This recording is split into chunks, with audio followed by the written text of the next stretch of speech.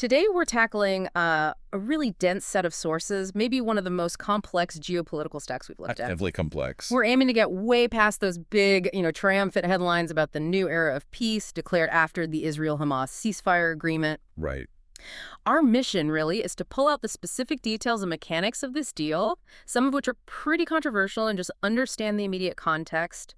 What led to this momentous breakthrough, as they're calling it? And the backdrop itself, I mean, the sources paint a picture heavy with symbolism. The signing ceremony wasn't in D.C., it wasn't Jerusalem. No. It was in Sharm el-Sheikh, Egypt. You had President Trump there overseeing it, bringing together leaders from nearly 30 countries. Wow, 30. Yeah, major players. France, Germany, Turkey, the big Gulf states. It signals this isn't just, Israel and Hamas. It's framed as a huge international blueprint, moving from conflict to, well, they hope, cooperation. What jumps out right away, though, is the sheer scale of what happened immediately, the exchange and also the language used. Trump calling it a new and beautiful day rising in the Middle East. That's strong rhetoric. Very strong. Especially given, well, everything. It makes you think the deal must have delivered something really tangible, really visible right off the bat. And the sources show it did. That rhetoric, you could argue it was earned, at least initially, because it delivered the one thing needed to get the ball rolling politically.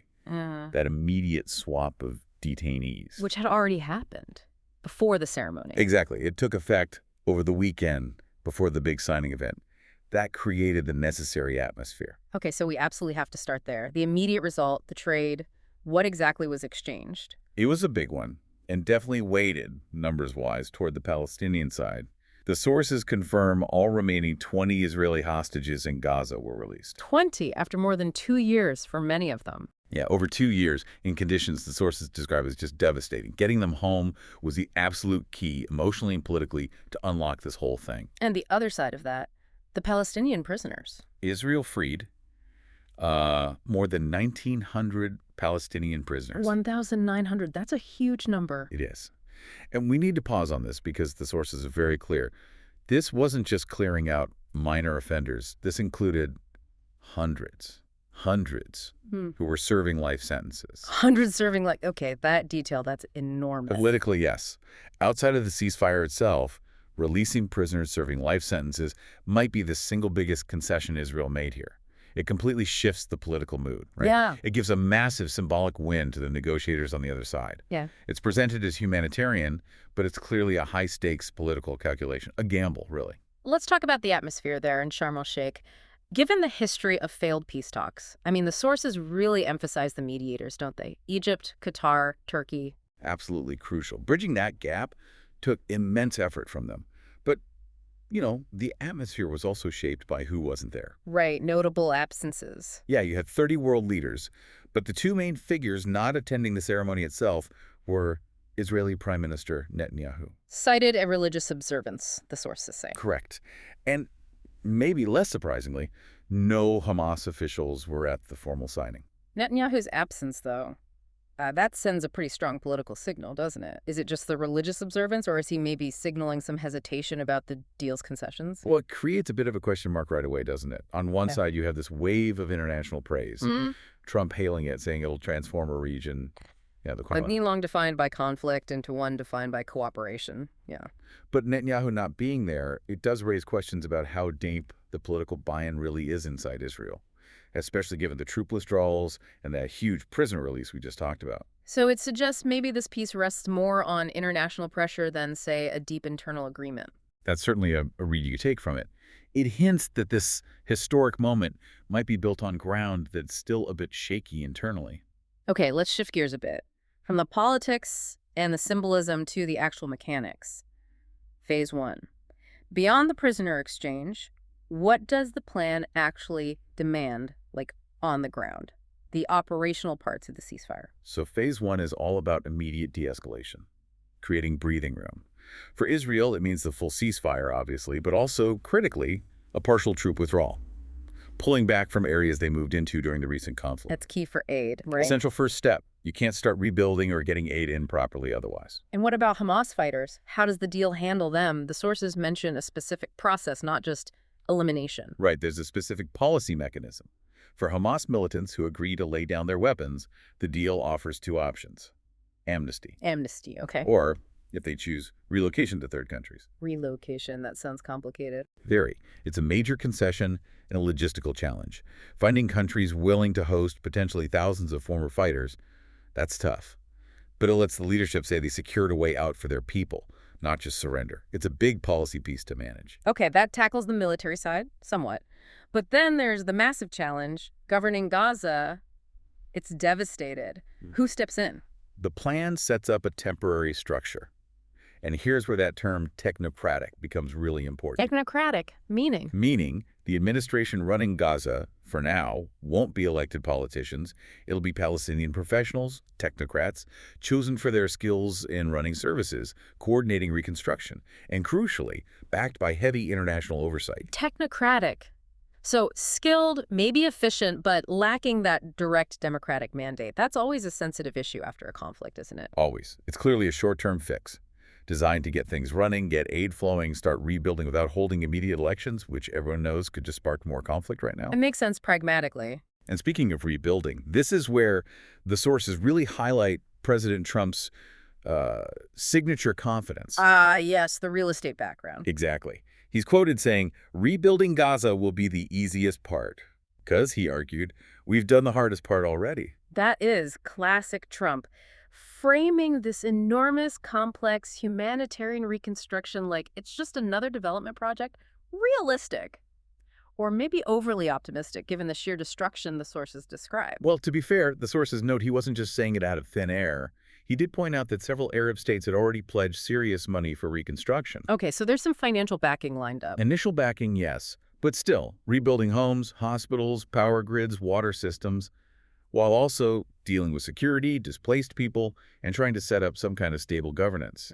It's definitely not just clearing a building site, you know? No, absolutely not. So let's follow that complexity. Phase 1 is de-escalation. What about longer term? How is this massive international effort going to be managed? Who's really in charge?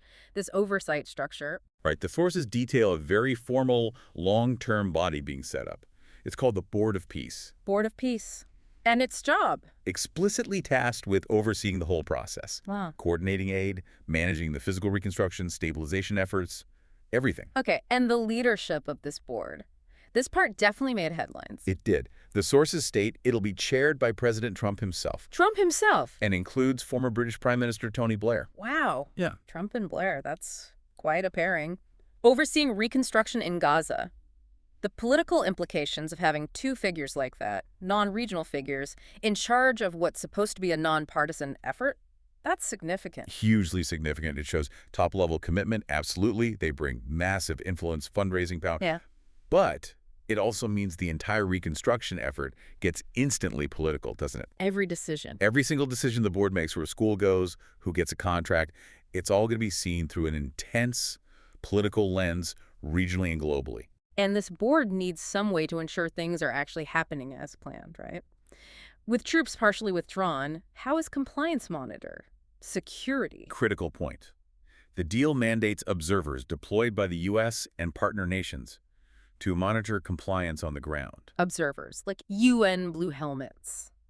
Or something else. The sources specify it includes a contingent of 200 American troops. 200 U.S. troops on the ground. Okay, that's not a huge number, but symbolically. Symbolically, it's massive. It signals a real U.S. commitment to enforcing the deal. Boots on the ground, even a small number, provides a security assurance, a tripwire for both sides. That level of U.S. political investment, it was really driven home by Trump's visit right after, wasn't it? To the Knesset in Israel. Extremely symbolic visit. Standing there before the Israeli lawmakers declaring, the war is over, the hostages are home. Then the reaction. Monumental, according to the sources. Yeah. Multiple standing ovations from Israeli lawmakers. And Prime Minister Netanyahu, despite skipping the Sharm el-Sheikh signing. Right. He praised Trump profusely, called him the greatest friend Israel has ever had in the White House.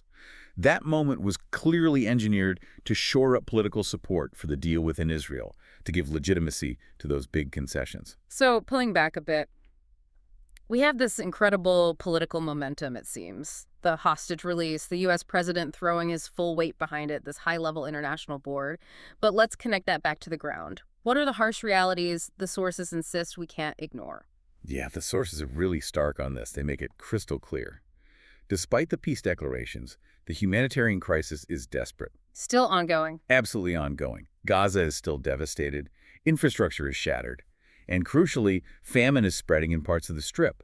Signing a piece of paper doesn't magically fix months of war and blockade. The human cost is right there, right now. That's such an important point, the political win versus the reality for people living there. And what about the big political questions, the ones this deal maybe kicks down the road, even with this technocratic setup? Two huge ones remain fundamentally unresolved. First, what happens after the temporary technocratic administration? What's the plan for long-term legitimate governance in Gaza?